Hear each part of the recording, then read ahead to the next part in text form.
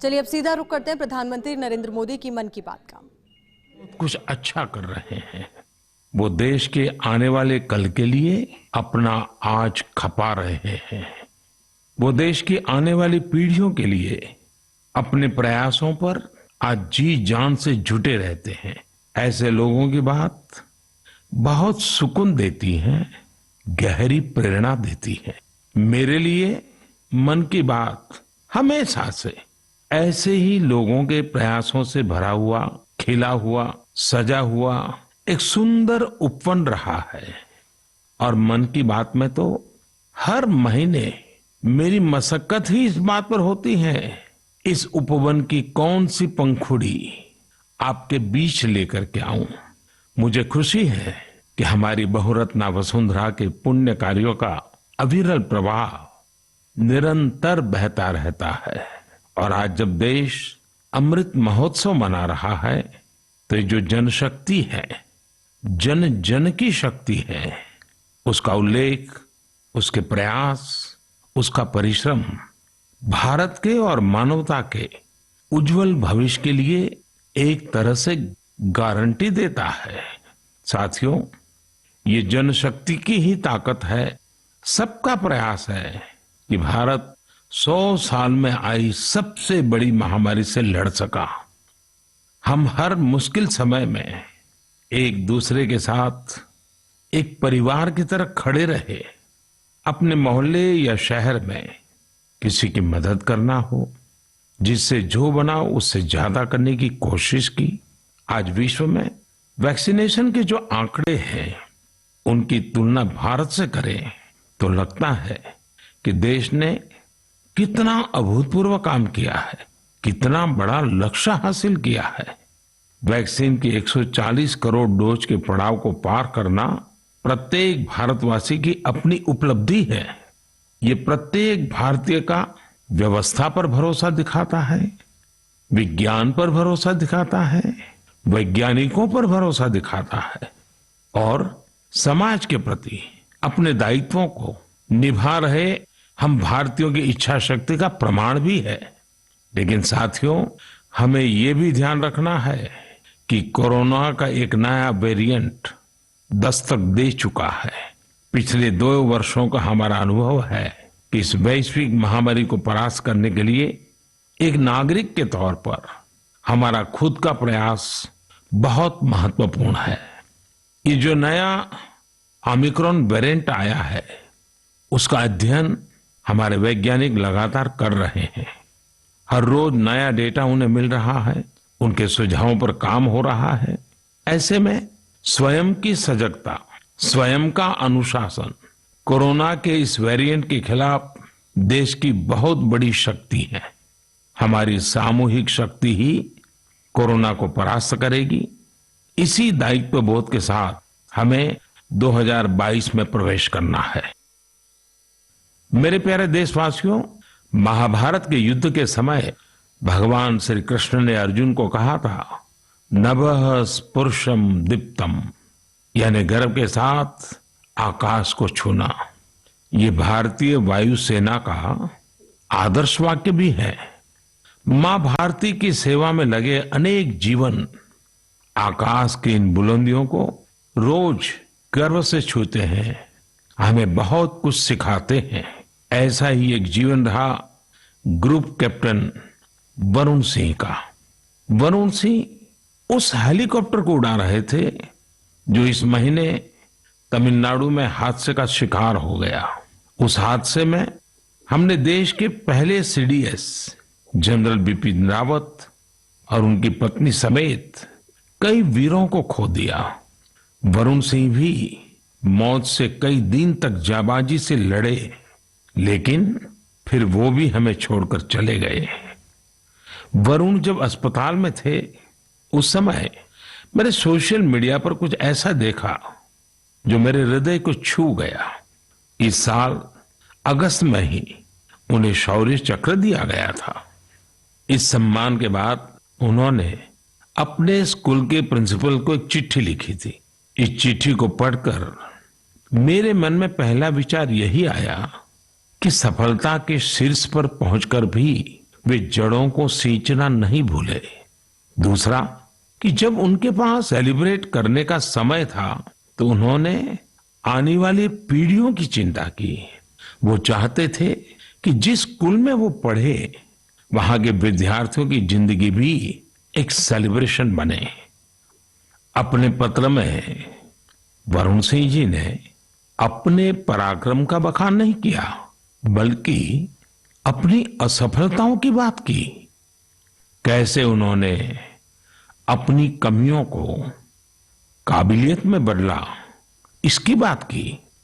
इस पत्र में एक जगह उन्होंने लिखा है, it is okay to be mediocre, not everyone will excel at school and not everyone will be able to score in the 90s. If you do, it is an amazing achievement and must be applauded. However, if you don't think that you are meant to be mediocre. You may be mediocre in school, but it is by no means a measure of things to come in life. Find your calling. It could be art, music, graphic design, literature, etc. Whatever you work towards, be dedicated, do your best. Never go to bed thinking, I could have put in more efforts. साथियों, औसत से असाधारण बनने का उन्होंने जो मंत्र दिया है वो भी उतना ही महत्वपूर्ण है। इसी पत्र में वरुण सिंह ने लिखा है, never lose hope, never think that you cannot be good at what you want to be. It will not come easy. It will take sacrifice of time and comfort. I was mediocre and today I have reached difficult milestone in my career. Do not think that 12th board marks decide what you are capable of achieving in life. Believe in yourself and work towards it. Varun ने लिखा था कि अगर वो एक भी student को प्रेरणा दे सके तो ये भी बहुत होगा। लेकिन आज मैं कहना चाहूंगा, उन्होंने पूरे देश को प्रेरित किया है। उनका लेटर भले ही केवल स्टूडेंट से बात करता हो, लेकिन उन्होंने हमारे पूरे समाज को संदेश दिया है। साथियों, हर साल मैं ऐसे ही विषयों पर विद्यार्थियों के साथ परीक्षा पर चर्चा करता हूं। इस साल भी एग्जाम से पहले मैं स्टूडेंट्स के साथ चर्चा करने की प्लानिंग कर रहा हूं। इस कार्यक्रम के लिए 2 दिन बाद 28 दिसंबर से mygov.in पर रजिस्ट्रेशन भी शुरू होने जा रहा है। ये रजिस्ट्रेशन 28 दिसंबर से 20 जनवरी तक चलेगा। इसके लिए क्लास 9 से 12 तक के स्टूडेंट्स, टीचर्स और पेरेंट्स के लिए ऑनलाइन कंपटीशन भी आयोजित होगा। मैं चाहूंगा कि आप सब इसमें जरूर हिस्सा लें। आपसे मुलाकात करने का मौका मिलेगा। हम सब मिलकर परीक्षा, करियर, सफलता और विद्यार्थी जीवन से जुड़े अनेक पहलुओं पर मंथन करेंगे। मेरे प्यारे देशवासियों, मन की बात में अब मैं आपको कुछ सुनाने जा रहा हूं जो सरहद के पार कहीं बहुत दूर से आई है। ये आपको आनंदित भी करेंगी और हैरान भी कर देंगी।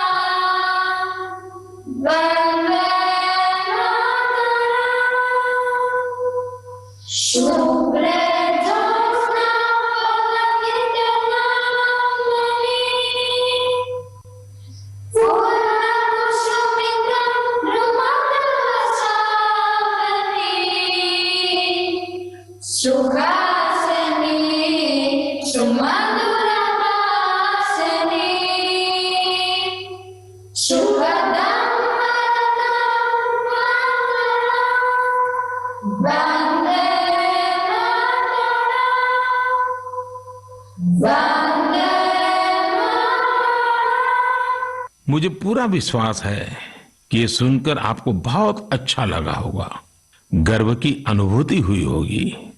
वंदे मातरम में जो भाव निहित है वो हमें गर्व और जोश से भर देता है। साथियों, आप ये जरूर सोच रहे होंगे कि आखिर ये खूबसूरत वीडियो कहाँ का है, किस देश से आया है। इसका जवाब आपकी हैरानी और बढ़ा देगा। वंदे मातरम प्रस्तुत करने वाले ये स्टूडेंट्स ग्रीस के हैं।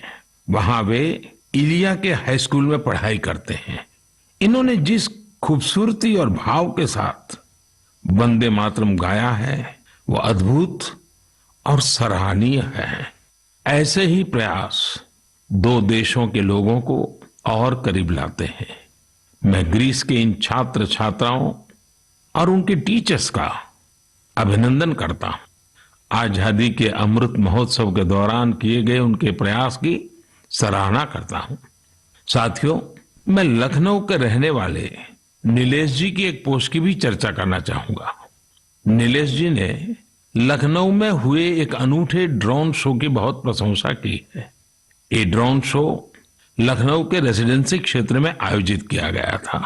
1857 के पहले स्वतंत्रता संग्राम की गवाही रेसिडेंसी की दीवारों पर आज भी नजर आती है। रेसिडेंसी में हुए ड्रोन शो में भारतीय स्वतंत्रता संग्राम के अलग अलग पहलुओं को जीवंत बनाया गया। चाहे चौरी चौरा आंदोलन हो, काकोरी ट्रेन की घटना हो या फिर नेताजी सुभाष बाबू का अदम्य साहस और पराक्रम, इस ड्रोन शो ने सबका दिल जीत लिया। आप भी इसी तरह अपने शहरों के, गांवों के आजादी के आंदोलन से जुड़े अनूठे पहलुओं को लोगों के सामने ला सकते हैं। इसमें टेक्नोलॉजी की भी खूब मदद ले सकते हैं।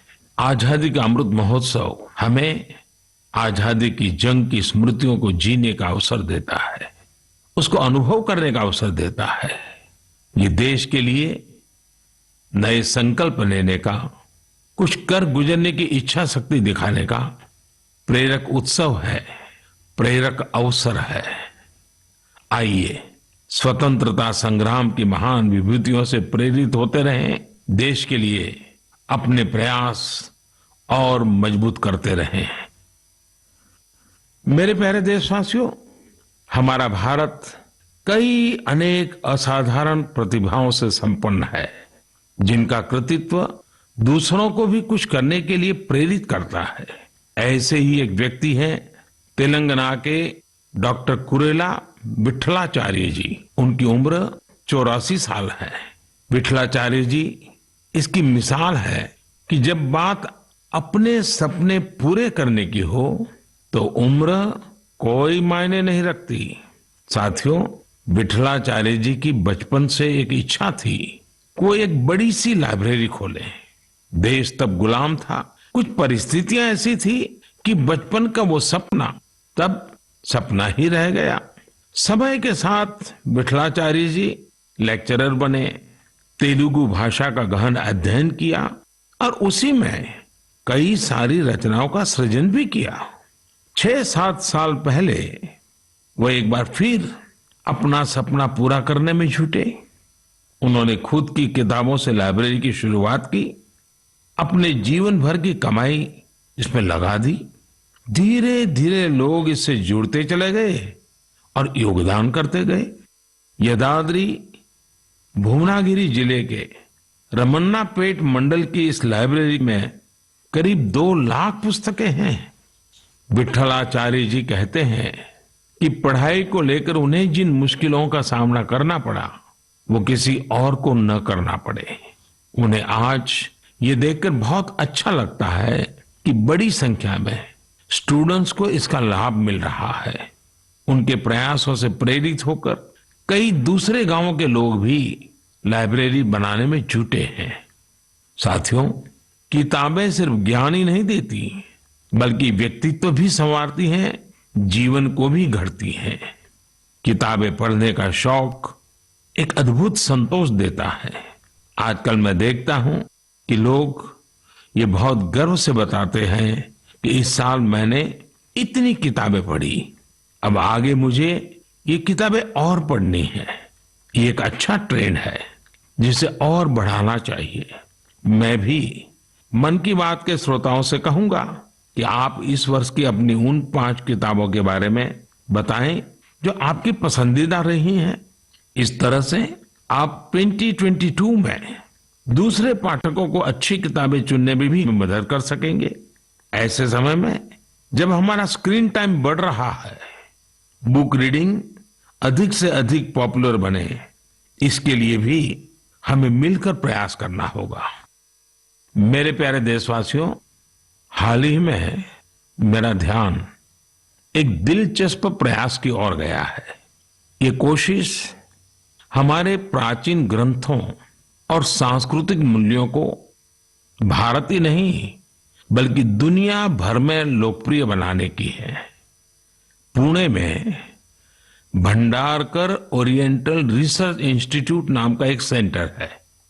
इस संस्थान ने दूसरे देशों के लोगों को महाभारत के महत्व से परिचित कराने के लिए ऑनलाइन कोर्स शुरू किया है।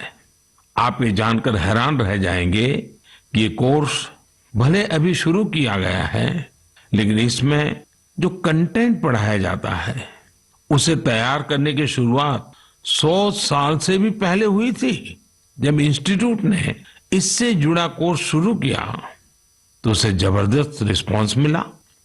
मैं इस शानदार पहल की चर्चा इसलिए कर रहा हूं ताकि लोगों को पता चले कि हमारी परंपरा के विभिन्न पहलुओं को किस प्रकार मॉडर्न तरीके से प्रस्तुत किया जा रहा है।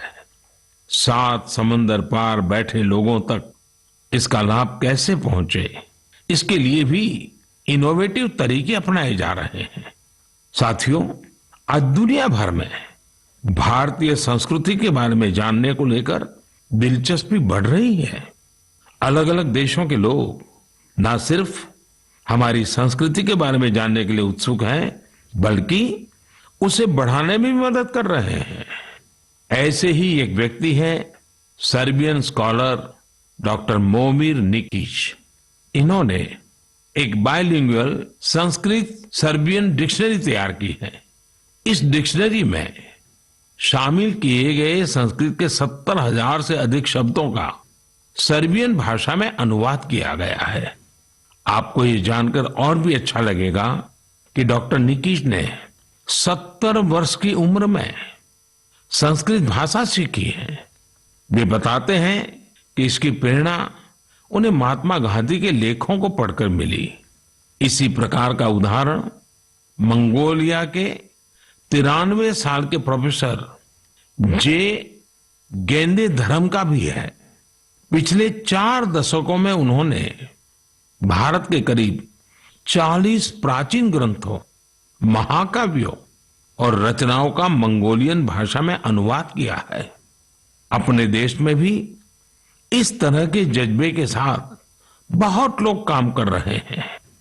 मुझे गोवा के सागर मुले जी के प्रयासों के बारे में भी जानने को मिला है, जो सैकड़ों वर्ष पुरानी कावी चित्रकला को लुप्त होने से बचाने में जुटे हैं।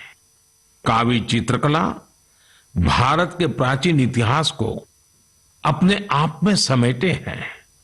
दरअसल काव का अर्थ होता है लाल मिट्टी। प्राचीन काल में इस कला में लाल मिट्टी का प्रयोग किया जाता था। गोवा में पुर्तगाली शासन के दौरान वहां से पलायन करने वाले लोगों ने दूसरे राज्यों के लोगों का भी इस अद्भुत चित्रकला से परिचय कराया। समय के साथ ये चित्रकला लुप्त होती जा रही थी, लेकिन सागर मुले जी ने इस कला में नई जान फूंक दी है। उनके इस प्रयास को भरपूर सराहना भी मिल रही है। साथियों, एक छोटी सी कोशिश, एक छोटा कदम भी हमारी समृद्ध कलाओं के रक्षण में बहुत बड़ा योगदान दे सकता है। अगर हमारे देश के लोग ठान लें तो देश भर में हमारी प्राचीन कलाओं को सजाने, संवारने और बचाने का जज्बा एक जन आंदोलन का रूप ले सकता है। मैंने यहां कुछ ही प्रयासों के बारे में बात की है। देश भर में इस तरह के अनेक प्रयास हो रहे हैं। आप उनकी जानकारी नमो ऐप के जरिए मुझ तक जरूर पहुंचाएं। मेरे प्यारे देशवासियों, अरुणाचल प्रदेश के लोगों ने साल भर से एक अनूठा अभियान चला रखा है और उसे नाम दिया है Arunachal Pradesh air gun surrender अभियान। इस अभियान में लोग स्वेच्छा से अपनी एयर गन सरेंडर कर रहे हैं। जानते हैं क्यों? ताकि अरुणाचल प्रदेश में पक्षियों का अंधाधुंध शिकार रुक सके। साथियों, अरुणाचल प्रदेश पक्षियों की 500 से भी अधिक प्रजातियों का घर है। इनमें कुछ ऐसी देसी प्रजातियां भी शामिल हैं जो दुनिया में कहीं और नहीं पाई जाती हैं। लेकिन धीरे धीरे अब जंगलों में पक्षियों की संख्या में कमी आने लगी है। इसे सुधारने के लिए ही अब ये एयरगन सरेंडर अभियान चल रहा है। पिछले कुछ महीनों में पहाड़ से मैदानी इलाकों तक, एक कम्युनिटी से लेकर दूसरी कम्युनिटी तक, राज्य में हर तरफ लोगों ने इसे खुले दिल से अपनाया है। अरुणाचल के लोग अपनी मर्जी से अब तक 1600 से ज्यादा एयरगन सरेंडर कर चुके हैं। मैं अरुणाचल के लोगों की इसके लिए प्रशंसा करता हूं, उनका अभिनंदन करता हूं। मेरे प्यारे देशवासियों, आप सभी की ओर से 2022 से जुड़े बहुत सारे संदेश और सुझाव आए हैं। एक विषय हर बार की तरह अधिकांश लोगों के संदेशों में है। ये है स्वच्छता और स्वच्छ भारत का। स्वच्छता का ये संकल्प अनुशासन से, सजगता से और समर्पण से ही पूरा होगा। हम एनसीसी कैडेट द्वारा शुरू किए गए पुनीत सागर अभियान में भी इसकी झलक देख सकते हैं। इस अभियान में 30,000 से अधिक एनसीसी कैडेट शामिल हुए। एनसीसी के इन कैडेट्स ने बीचीज पर सफाई की, वहां से प्लास्टिक कचरा हटाकर उसे रिसाइकलिंग के लिए इकट्ठा किया। हमारे बीचीज, हमारे पहाड़, ये हमारे घूमने लायक तभी होते हैं जब वहां साफ सफाई हो। बहुत से लोग किसी जगह जाने का सपना जिंदगी भर देखते हैं, लेकिन जब वहां जाते हैं तो जाने अनजाने कचरा भी फैला आते हैं। ये हर देशवासी की जिम्मेदारी है कि जो जगह हमें इतनी खुशी देती है, हम उन्हें अस्वच्छ न करें। साथियों, मुझे साफ वाटर नाम से एक स्टार्टअप के बारे में पता चला है, जिसे कुछ युवाओं ने शुरू किया है। ये आर्टिफिशियल इंटेलिजेंस और इंटरनेट ऑफ थिंग्स की मदद से लोगों को उनके इलाके में पानी की शुद्धता और क्वालिटी से जुड़ी जानकारी देगा। ये स्वच्छता का ही तो एक अगला चरण है। लोगों के स्वच्छ और स्वस्थ भविष्य के लिए इस स्टार्टअप की अहमियत को देखते हुए इसे एक ग्लोबल अवार्ड भी मिला है। साथियों, एक कदम स्वच्छता की ओर इस प्रयास में संस्थाएं हो या सरकार, सभी की महत्वपूर्ण भूमिका है। आप सब जानते हैं कि पहले सरकारी दफ्तरों में पुरानी फाइलों और कागजों का कितना ढेर रहता था। जब से सरकार ने पुराने तौर तरीकों को बदलना शुरू किया है, ये फाइल्स और कागज के ढेर डिजिटाइज होकर कंप्यूटर के फोल्डर में समाते जा रहे हैं। जितना पुराना और पेंडिंग मटेरियल है, उसे हटाने के लिए मंत्रालयों और विभागों में विशेष अभियान भी चलाए जा रहे हैं। इस अभियान से कुछ बड़ी ही इंटरेस्टिंग चीजें हुई हैं। डिपार्टमेंट ऑफ पोस्ट्स में जब ये सफाई अभियान चला तो वहां का जंकयार्ड पूरी तरह खाली हो गया। अब इस जंकयार्ड को कोर्टयार्ड और कैफेटेरिया में बदल दिया गया है। एक और जंकयार्ड टू व्हीलर्स के लिए पार्किंग स्पेस बना लिया गया है। इसी तरह पर्यावरण मंत्रालय ने अपनी खाली हुए जंकयार्ड को वेलनेस सेंटर में बदल दिया। शहरी कार्य मंत्रालय ने तो एक स्वच्छ एटीएम भी लगाया है। इसका उद्देश्य है कि लोग कचरा दें और बदले में कैश लेकर जाएं। सिविल एविएशन मिनिस्ट्री के विभागों ने पेड़ों से गिरने वाली सूखी पत्तियों और जैविक कचरे से जैविक कंपोस्ट खाद बनाना शुरू किया है। ये विभाग वेस्ट पेपर से स्टेशनरी भी बनाने का काम कर रहे हैं। हमारे सरकारी विभाग भी स्वच्छता जैसे विषय पर इतने इनोवेटिव हो सकते हैं, कुछ साल पहले तक किसी को इसका भरोसा भी नहीं होता था, लेकिन आज ये व्यवस्था का हिस्सा बनता जा रहा है। यही तो देश की नई सोच है, जिसका नेतृत्व सारे देशवासी मिलकर कर रहे हैं। मेरे प्यारे देशवासियों, मन की बात में इस बार भी हमने ढेर सारे विषयों पर बात की। हर बार की तरह 1 महीने बाद हम फिर मिलेंगे, लेकिन 2022 में हर नई शुरुआत अपने सामर्थ्य को पहचानने का भी एक अवसर लाती है। जिन लक्ष्यों की पहले हम कल्पना भी नहीं करते थे, आज देश उनके लिए प्रयास कर रहा है।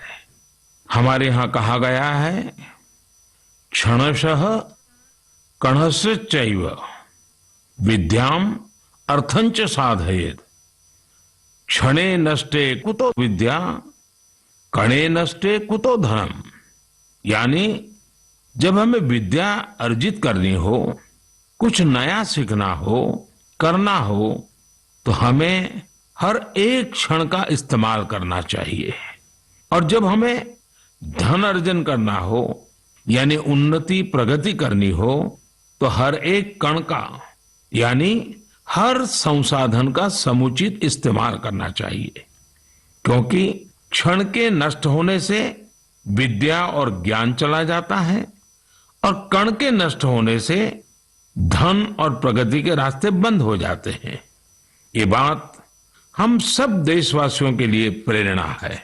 हमें कितना कुछ सीखना है, नए नए इनोवेशंस करने हैं, नए नए लक्ष्य हासिल करने हैं। इसलिए हमें एक क्षण गंवाए बिना लगना होगा। हमें देश को विकास की नई ऊंचाई पर लेकर जाना है।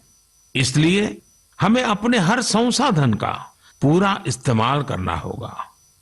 एक तरह से आत्मनिर्भर भारत का भी मंत्र है, क्योंकि हम जब अपने संसाधनों का सही इस्तेमाल करेंगे, उन्हें व्यर्थ नहीं होने देंगे, तभी तो हम लोकल की ताकत पहचानेंगे, तभी तो देश आत्मनिर्भर होगा। इसलिए आइए हम अपना संकल्प दोहराएं कि बड़ा सोचेंगे, बड़े सपने देखेंगे और उन्हें पूरा करने के लिए जी जान लगा देंगे। और हमारे सपने केवल हम तक ही सीमित नहीं होंगे। हमारे सपने ऐसे होंगे जिनसे हमारे समाज और देश का विकास जुड़ा हो, हमारी प्रगति से देश की प्रगति के रास्ते खुले। और इसके लिए हमें आज ही लगना होगा, बिना एक क्षण गवाए, बिना एक कण गवाए। मुझे पूरा भरोसा है, इसी संकल्प के साथ आने वाले साल में देश आगे बढ़ेगा और 2022 एक नए भारत के निर्माण का स्वर्णिम पृष्ठ बनेगा। इसी विश्वास के साथ आप सभी को 2022 की ढेर सारी शुभकामनाएं। बहुत बहुत धन्यवाद।